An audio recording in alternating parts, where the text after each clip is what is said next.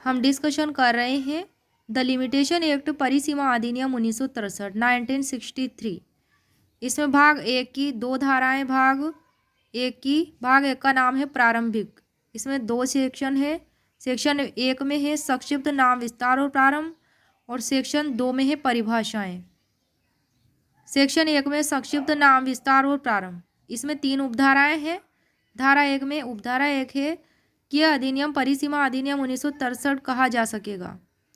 दूसरी उपधारा है कि इसका विस्तार संपूर्ण भारत पर है।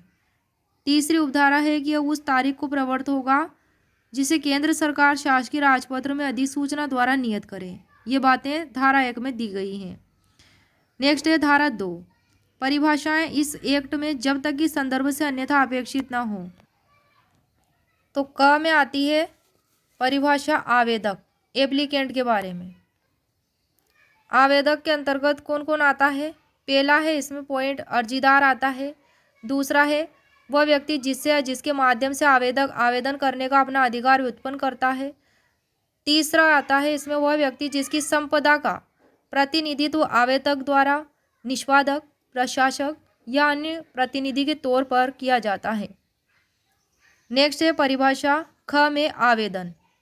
आवेदन के अंतर्गत अर्जी आती है। क्या आती है आवेदन के अंतर्गत? अर्जी। ग में है विनिमय पत्र। विनिमय पत्र के अंतर्गत हुंडी और चेक आते हैं। क्या आते हैं विनिमय पत्र के अंतर्गत? हुंडी और चेक। घ में है बंद पत्र। बंद पत्र की परिभाषा है घ में सेक्शन 2D में, घ में कि बंद पत्र के अंतर्गत ऐसी कोई लिखत आती है जिसके द्वारा कोई व्यक्ति किसी अन्य को धन देने के लिए अपने कोई शर्त पर बाध्यता के अधीन कर लेता है कि यदि कोई विनिर्दिष्ट कार्य किया जाए या ना किया जाए, जैसी भी स्थिति हो, तो बाध्यता शून्य हो जाएगी। ङ में है प्रतिवादी।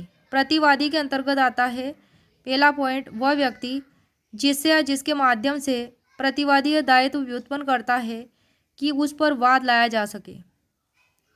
और दूसरा पॉइंट है इसमें वह व्यक्ति जिसकी संपदा का प्रतिनिधित्व प्रतिवादी द्वारा निष्पादक, प्रशासक या अन्य प्रतिनिधि के रूप में किया जाता है। च में आ जाता है सुखाचार।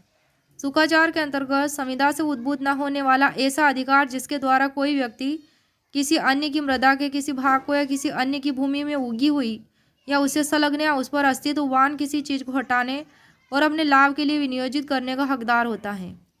छ में है विदेश। विदेश से विपरीत भारत से भिन्न कोई भी देश आता है। ज में है सद्भाव।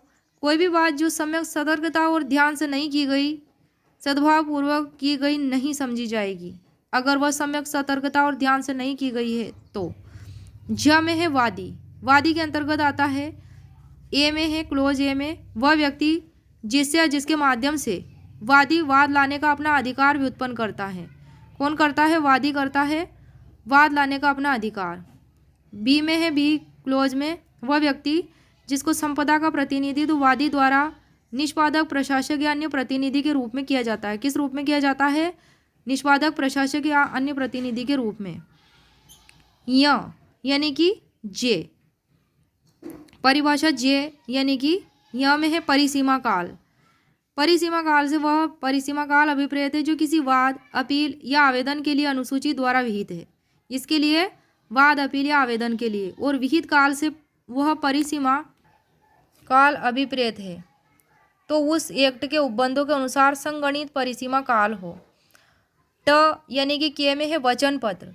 वचन पत्र से ऐसी लिखत अभिप्रेत है जिसके द्वारा उसका रचयिता किसी अन्य को धन की कोई विनिर्दिष्ट राशि उसमें परिसीमित समय पर या मांग की जाने पर या दर्शन देने या दर्शित करने पर देने के लिए आत्यंतिकतः वचनबद्ध हो जाता है।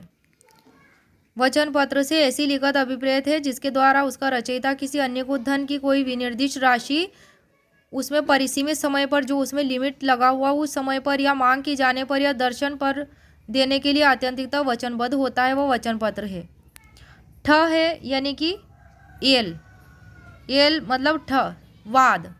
वाद के अंतर्गत अपील या आवेदन नहीं आता है। वाद के अंतर्गत क्या नहीं आता है? अपील या आवेदन। ड यानी कि एन। ड यानी कि एम। ड परिभाषा ड यानी कि एम नंबर की परिभाषा, एम परिभाषा। ड में है अपकृत्य, टोर्ट। टोर्ट से ऐसा सिविल दोष अभिप्रेत है जो केवल संविदा भंग या न्यास भंग न हो। क्या न हो? केवल संविदा भंग या न्यास भंग, और यह सिविल दोष है, सिविल रोंग है। ढ यानी कि एन में है ट्रस्टी, न्यासी। न्यासी के अंतर्गत बेनामीदार, बंधक की तुष्टि हो जाने के पश्चात कब्जे में बना रहने वाला बंधकदार या हक के बिना सदोष कब्जा रखने वाला व्यक्ति नहीं आता है।